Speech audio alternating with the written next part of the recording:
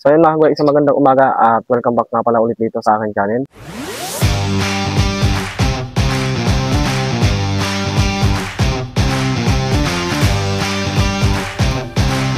So today's video natin mga kagulay, ako po ay mag-i-spray ng pipino. At meron po ako ipapakita sa inyo lason na aking ina-alternate dito sa pipino. So bali mga kagulay, ang gamit ko palang lason ngayon ay ito yung main man.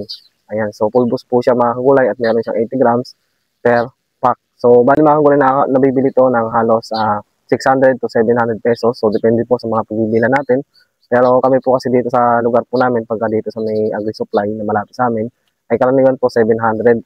So bali sa Shopee naman, 600 plus lang po. So ilalagay ko na lang po sa comment section o ilalagay ko na lang po sa video yung shop na pwede natin orderan nitong main man. So bali ang AI nitong main man ay yung Flomitamid. Yun po yung kanyang AI na magaling po ito sa mga leaf hoppers at saka sa whitefly. So bali kasi mga gulay ngayon, pansin nyo nga na mainit na, maliwanag na likod ko. Dahil nga mga gulay ngayon ay maganda na ang nagiging panahon ngayon. So bali ang malabas mo ngayon pag ganito mainit yung mga leaf hoppers at saka yung mga whitefly.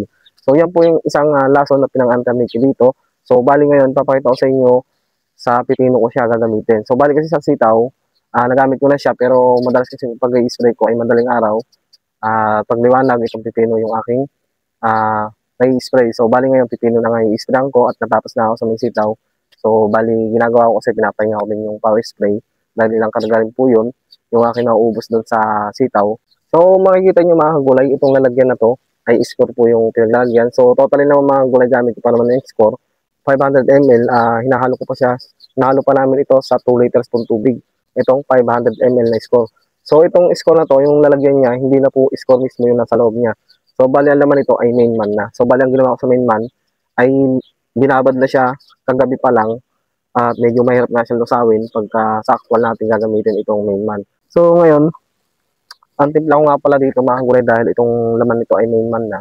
Nagtitimpla ko mga kagulay dito ng 60 ml sa pipino. Ang gamit ko nga itong main man sa pipino at haluan ko rin siya ng score. Ayan, so ngayon medyo sikat na yung araw dahil alas 4 ako madaling araw lumabas dito pero ano oras na rin ako tapos mag-spray sa pipino kaya medyo mataas na yung araw. Pero karaniwan naman sa pag-i-spray mga gulay, basta pag tayo nalagpas ng alas 8 ng maga, ay okay na okay pa yun sa ating mga gulay. Ayun, samahan niyo ako mag-spray ng pipino at papakita ko sa inyo ito na gagamit yung camera.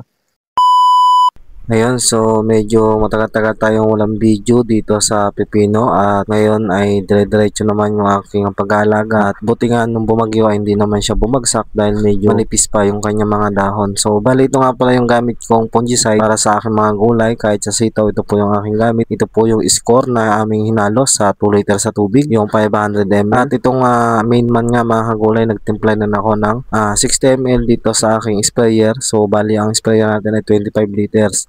So, ganyan po yung aking paggamit dito, lalo na sa panahon ngayon, andyan yung uulan, biglang iinit. Doon po malakas lumabas yung mga peste ng ating mga gulay, lalo na yung mga insekto katulad ng leaf hoppers at ng mga whitefly.